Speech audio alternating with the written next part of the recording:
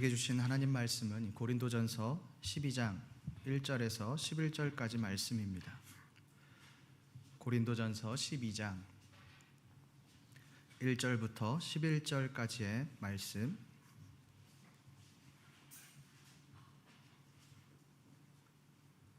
저와 여러분들이 한 절씩 교독하시겠습니다. 형제들아, 신령한 것에 대하여 나는 너희가 알지 못하기를 원하지 아니하노니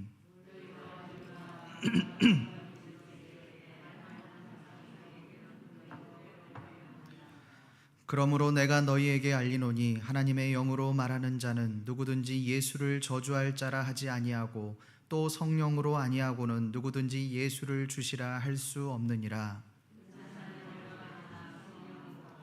직분은 여러 가지나 주는 같으며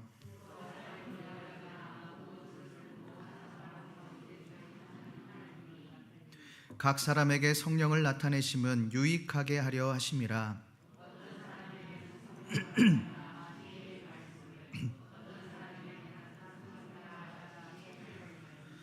다른 사람에게는 같은 성령으로 믿음을, 어떤 사람에게는 한 성령으로 병 고치는 은사를,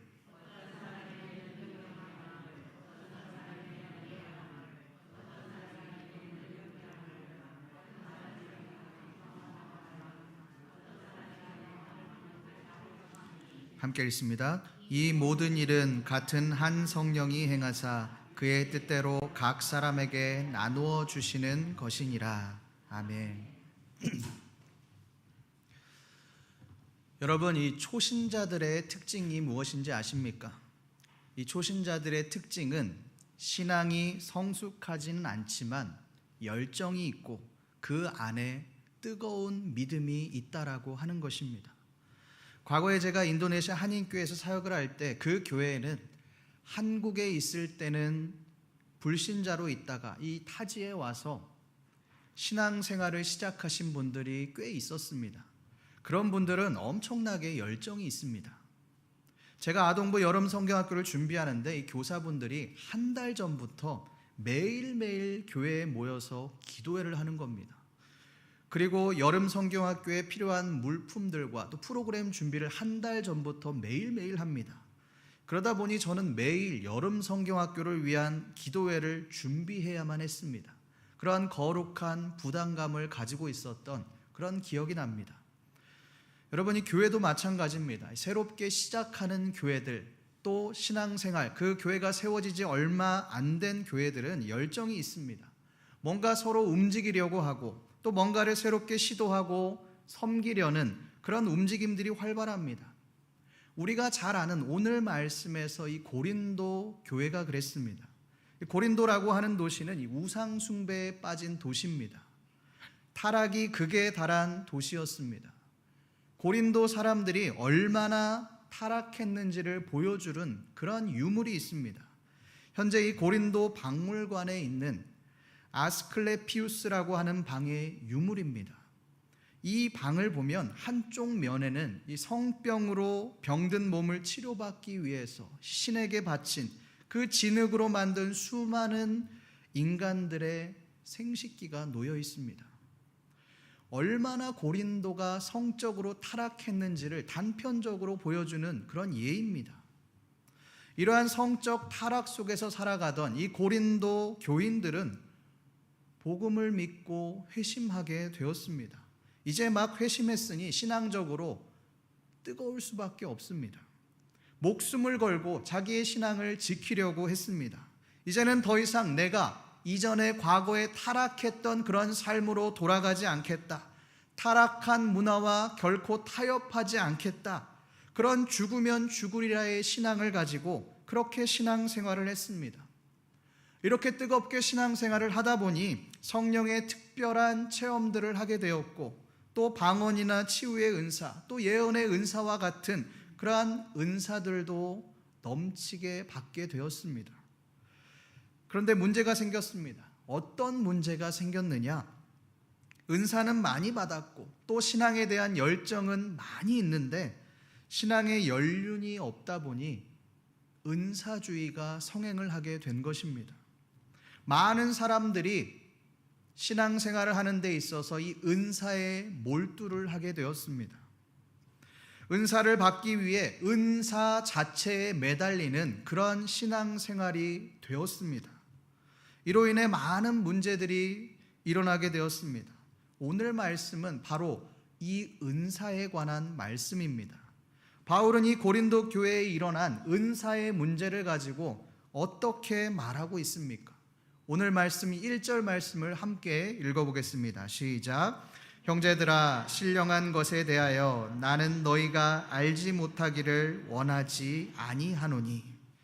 오늘 말씀에서 이 바울은 신령한 것에 대하여 이 고린도 교인들이 알기를 원한다라고 그렇게 말을 합니다. 여기에서 이 신령한 것은 영적인 은사를 말합니다. 영어 성경에 보면 이것을 spiritual gift라고 말을 합니다. 신령한 재능이라고 그렇게 번역을 하는데, 이것은 우리로 하여금 이 오해를 일으킬 수 있는 그런 표현입니다. 왜 그렇습니까? 이 재능이라고 하는 말은 타고난 것으로 보여지기 때문에 그렇습니다. 이것은 타고난 것이 아니라 하나님이 주신 것이기 때문에 재능이라는 말보다는 이 은사라는 말이 좀 더 가까운 표현입니다. 아무튼 이 바울은 신령한 것, 이 신령한 은사에 대해서 부정적으로 이야기하지 않습니다. 오히려 그것은 거룩하고 신령한 것이다라고 그렇게 말을 합니다. 그러면서 바울은 이 고린도 교인들이 성령을 받았을 때와 그렇지 않았을 때를 비교하며 말을 합니다. 여러분, 성령을 받지 못했을 때 이 고린도 교인들이 어떠했습니까? 오늘 말씀 2절 말씀을 함께 읽어보겠습니다. 시작. 너희도 알거니와 너희가 이방인으로 있을 때에 말 못하는 우상에게로 끄는 그대로 끌려갔느니라. 너희가 이방인으로 있을 때에, 이것은 문자 그대로의 이방인을 말하는 것이 아닙니다. 타락한 고린도인으로 살아갔을 때의 모습을 말하는 것입니다. 너희들도 동일하게 고린도 사람들처럼 성적으로 타락하지 않았냐? 악한 삶을 살지 않았냐? 우상 숭배에 빠져서 허우적거리면서도 그것이 우상인지도 모르고 그렇게 끌려다니지 않았느냐? 이것을 말하고 있는 것입니다. 이 모습이 복음을 접하기 전, 복음을 만나기 전에 고린도 교인들의 모습이었습니다. 우상의 제물을 먹는 것이 당연했고, 또 신전에 가서 밤새도록 향락에 빠져서 음행을 하고 우상을 숭배하는 것이 몸에 배어 있었습니다. 그랬던 그들이 복음을 만나고 그들에게 성령이 임하자 그들이 어떻게 되었습니까? 우리 3절 말씀을 함께 읽어보겠습니다. 시작. 그러므로 내가 너희에게 알리노니 하나님의 영으로 말하는 자는 누구든지 예수를 저주할 자라 하지 아니하고 또 성령으로 아니하고는 누구든지 예수를 주시라 할 수 없느니라.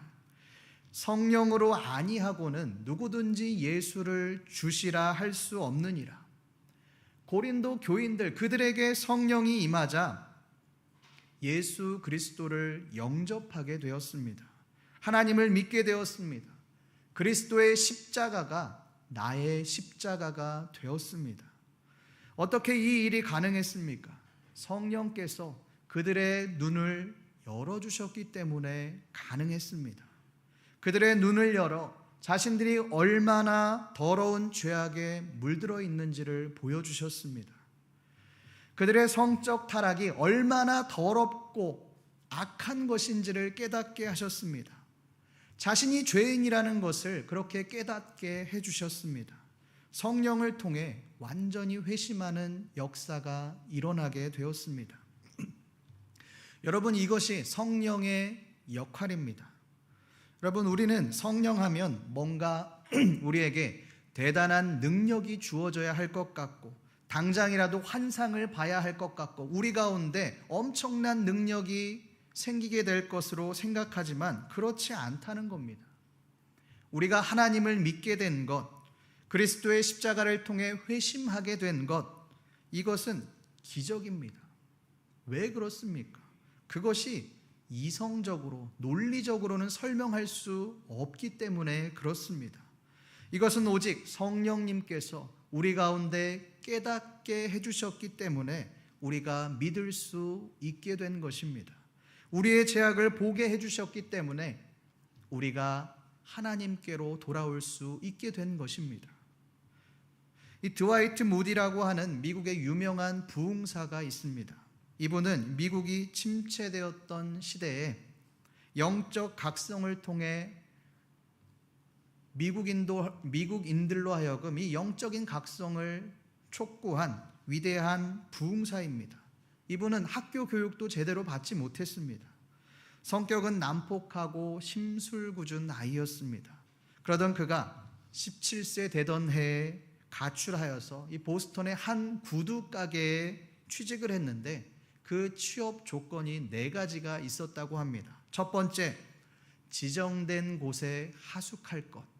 두 번째, 밤에 거리에 나가지 않을 것. 세 번째, 오락장에 가지 않을 것. 마지막 4번째, 주일에는 교회에 출석할 것. 무디는 이 4가지 조건에 동의하여서 이 교회를 나가기 시작합니다. 거기에서 이 무디는 교회학교 교사인 킴빌을 만나게 됩니다.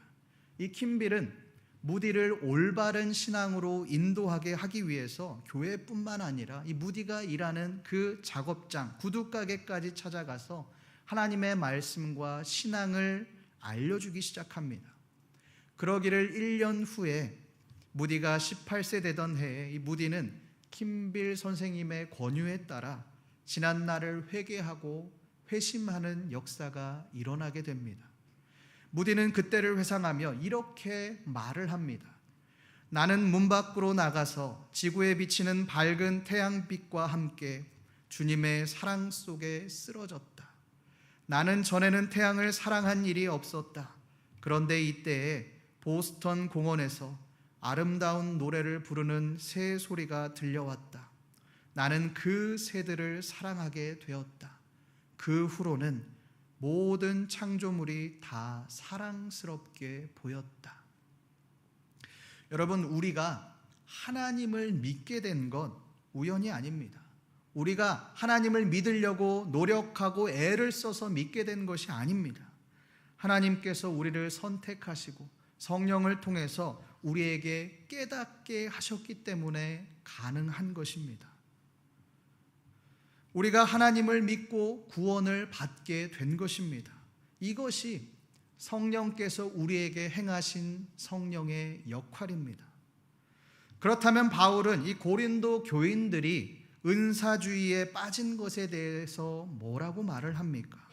바울은 이 은사주의에 대해서 말씀해 보면 어떻게 해라, 이렇게 해라라고 말하지 않습니다.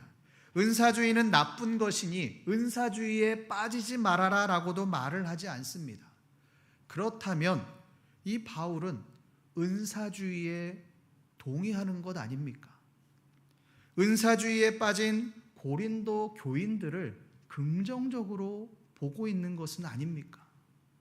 이것을 알기 위해서 우리 본문을 한번 자세히 살펴보겠습니다. 오늘 말씀 이 4절부터 11절까지의 말씀에서 바울은 은사에 대해서 자세히 설명하고 있습니다.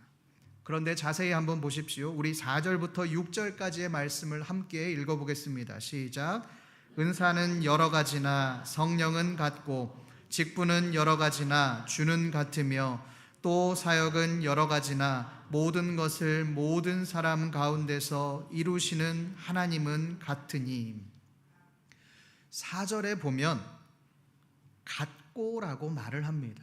또 5절에 보면 같으며 라고 말을 합니다. 또 6절에 보면 같으니라고 말을 합니다.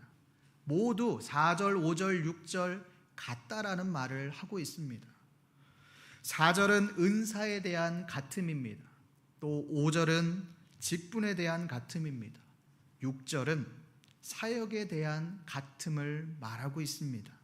요약해서 말하면, 쉽게 말하면 은사와 직분, 사역이 다 같다, 동등하다, 하나다, 이것을 말하고 있는 것입니다. 여러분이 은사, 직분, 사역은 교회에서 일어나는 모든 활동과 사역들을 총망라한 것입니다. 교회의 성도들은 은사를 받은 대로 그렇게 사역을 합니다. 찬양을 잘하는 사람들은 찬양대로, 또 기도를 잘하는 사람들은 중보 기도로, 또 사람을 잘 챙기는 사람들은 구역장으로 그렇게 헌신을 합니다. 또 교회 안은 여러 가지 직분들이 있습니다.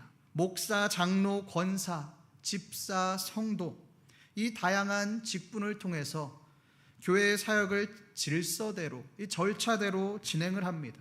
우리가 알다시피 당회가 있고 재직회가 있고 공동의회가 있는 이유가 바로 이것입니다.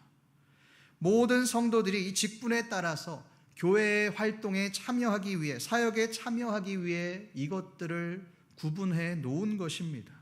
이 세 가지 요소들을 통해서 이 교회의 모든 사역들이 이루어집니다. 이러한 의미로 이 은사와 직분과 사역은 교회의 모든 사역을 아우르는 것이라고 할 수 있습니다. 그런데 여러분, 말씀에서 이 뒷구절들을 한번 보십시오. 은사의 뒷구절을 보면 은사의 뒤에는 성령이 나옵니다. 직분의 뒤에는 주라고 말을 하고 있습니다. 그리고 사역의 뒤에는 하나님이라고 말을 합니다. 성령, 주, 하나님, 이것은 성부, 성자, 성령, 이 삼위일체를 뜻합니다. 왜 바울은 하나님이라는 말로 통일해도 될 텐데 왜 성령, 주, 하나님, 성부, 성자, 성령을 말하고 있을까요? 왜 삼위일체를 말하고 있을까요?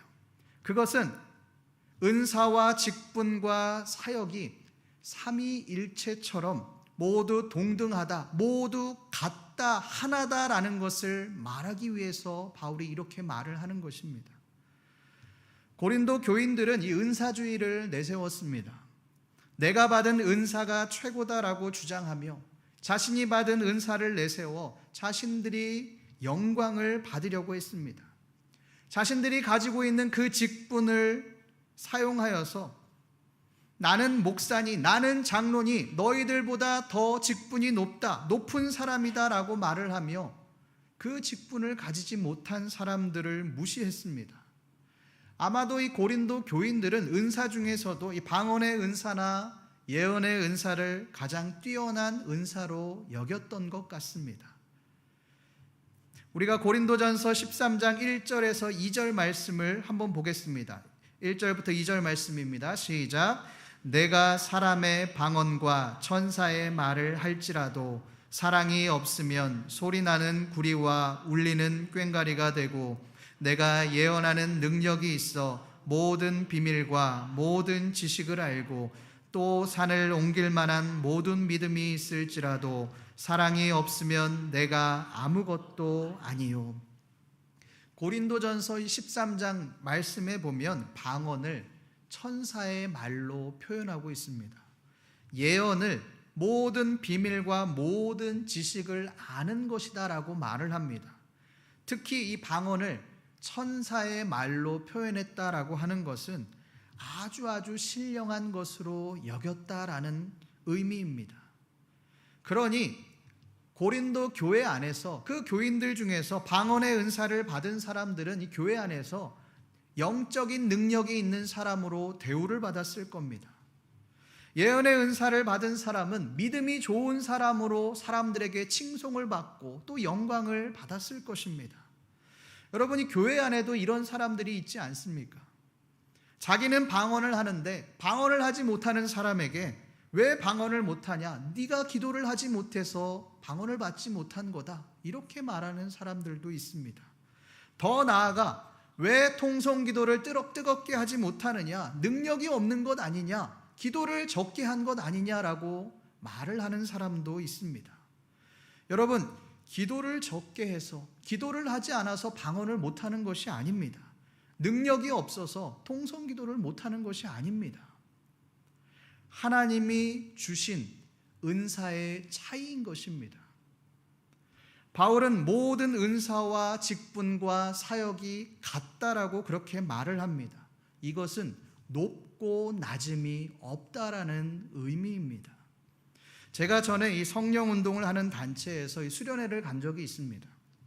그곳에서 이 영적 지도자를 리더를 스피리추얼 리더라고 그렇게 불렀는데, 이분은 수련회에서 이 정신적인 지주, 영적인 리더의 역할을 감당했습니다. 여러분이 성령 운동을 하는 그 선교단체의 리더라면, 영적 지도자라면 방언을 기본으로 해야 하는 것 아니겠습니까? 그런데 이분은 방언을 못합니다. 이분이 이야기하시길 방언을 받고 싶어서 그렇게 기도하고 간구했는데 하나님께서 안 주시더라는 겁니다.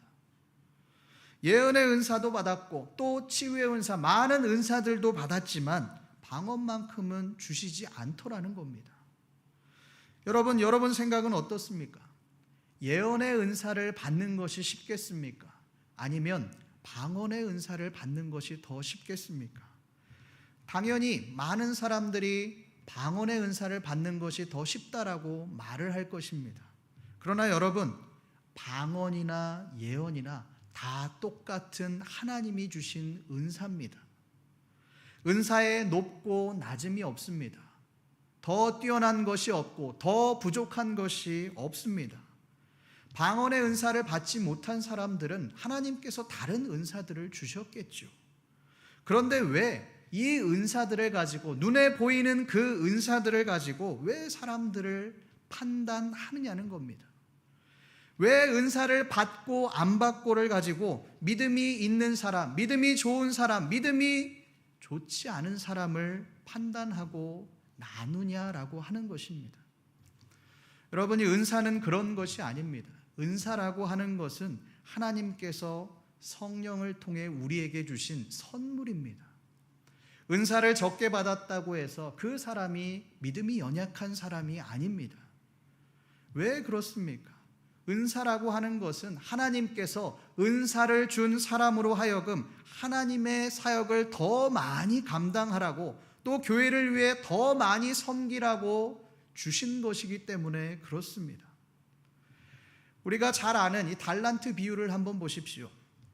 주인은 5달란트 받은 자나 또 2달란트 받은 자나 1달란트 받은 자를 차별하지 않습니다. 그저 그 달란트를 제대로 사용하지 못한 것에 대해서 책망을 할 뿐입니다. 5달란트와 2달란트 받은 자들이 칭찬을 받은 이유는 그들이 받은 달란트가 많아서가 아닙니다. 많은 달란트를 남겨서가 아닙니다. 말씀에 보면 충성하였음에, 그들이 주인의 말에 충성했기 때문에 주인으로부터 칭찬을 받은 것입니다. 은사도 마찬가지입니다. 우리가 받은 은사가 많든 적든 그것은 하나님께서 주신 선물입니다. 은사를 많이 받았다고 해서 그 사람의 믿음이 좋은 것이 아니고, 은사를 많이 받았다고 해서 그 사람이 뛰어난 것이 아닙니다. 선물을 많이 받았으면, 은사를 많이 받았으면 받은 만큼 하나님을 위해, 교회를 위해 사용하면 되는 겁니다. 섬김의 은사가 있는 사람들은 섬김의 은사를 가지고 충성하면 됩니다. 찬양의 은사가 있는 사람은 찬양으로 충성을 다하면 되는 겁니다. 그런데 왜 없는 은사들을 가지고 우리가 판단을 합니까? 저 사람은 찬양을 왜 못하나? 저 사람은 왜 기도를 못하나? 저 사람은 왜 뜨겁지 않은가? 은사들을 왜 활용하지 못하나? 이것을 가지고 우리가 믿음을 판단하고 있다라고 하는 것입니다. 성도 여러분, 우리는 그저 하나님께서 주신 은사를 가지고 충성하면 됩니다. 하나님 앞에 섬기면 됩니다.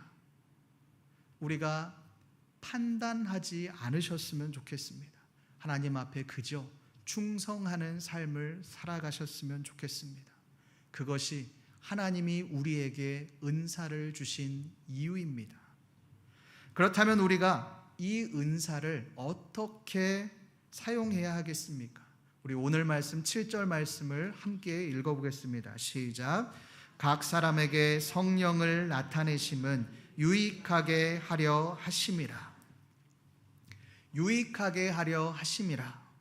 바울은 하나님이 우리에게 은사를 주신 이유, 그 이유가 유익하게 하기 위함이라고 그렇게 말을 합니다. 특별히 교회를 유익하게 하기 위해, 또한 공동체를 유익하게 하기 위해 우리에게 은사를 주셨다는 것입니다. 그렇다면 우리가 은사를 통해서 해야 할 것은 내 자신을 드러내는 것이 아닙니다.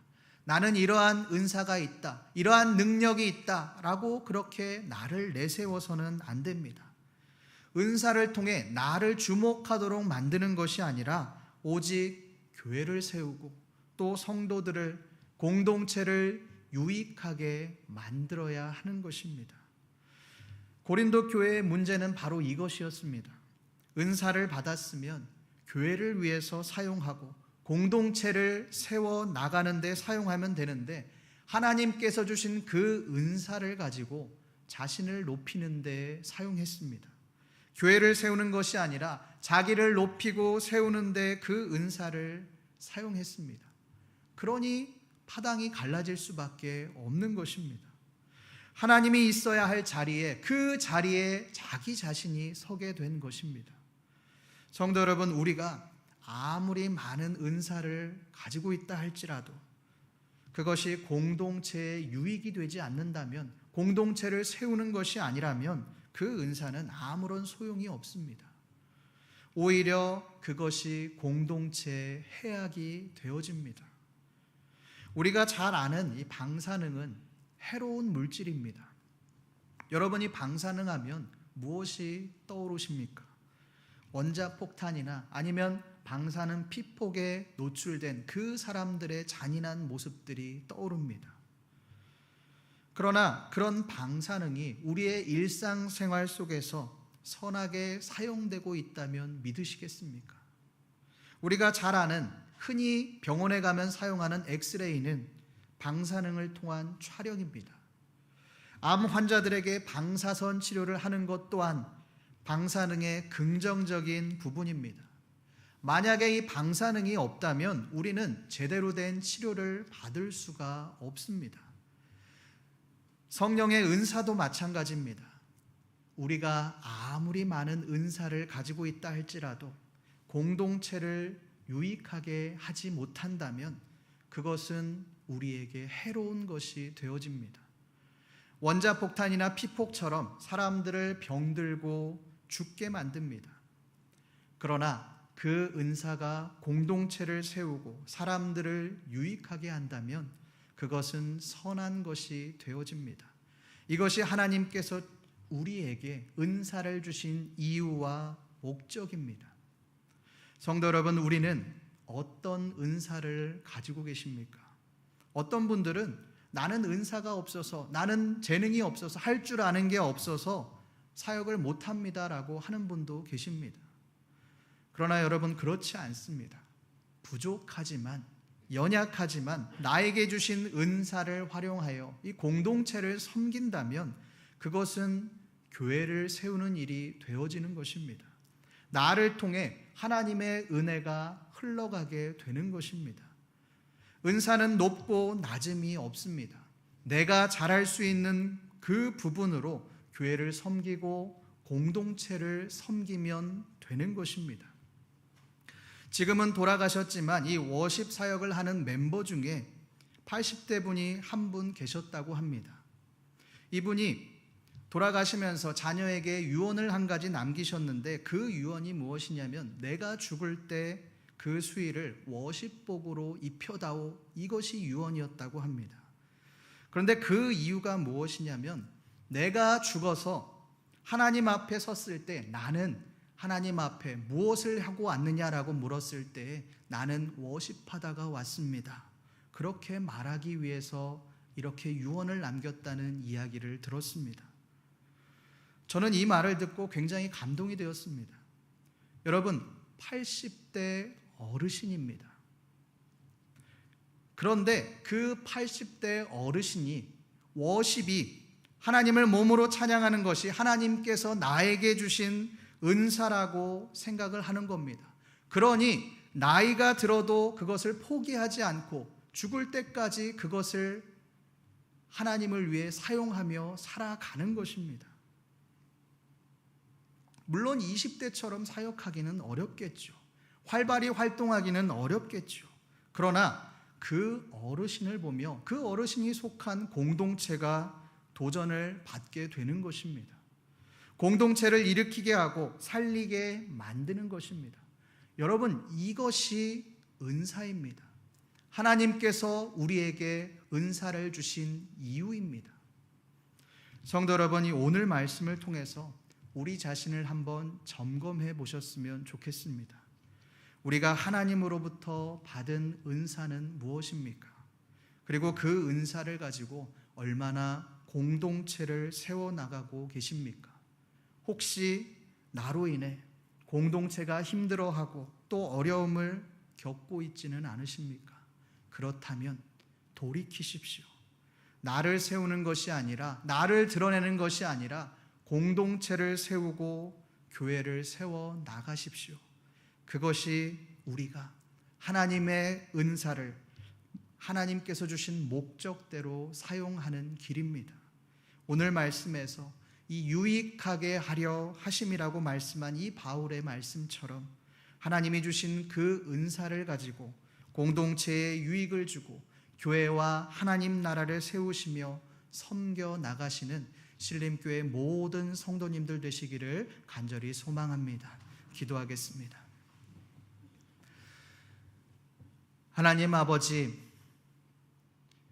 우리가 말씀을 통해 또 은사를 왜 주셨는지, 또한 은사를 통해 우리가 무엇을 해야 하는지를 깨닫게 하시니 감사를 드립니다. 하나님, 하나님께서 주신 은사를 통하여서 공동체를 세워나가게 하시고 교회를 세워나가게 하시고 우리가 속한 그 공동체에 유익을 줄 수 있는 귀한 우리의 삶이 되어질 수 있도록 주여 도와주시옵소서. 감사드리며 살아계신 우리 주 예수 그리스도의 이름으로 기도드립니다. 아멘.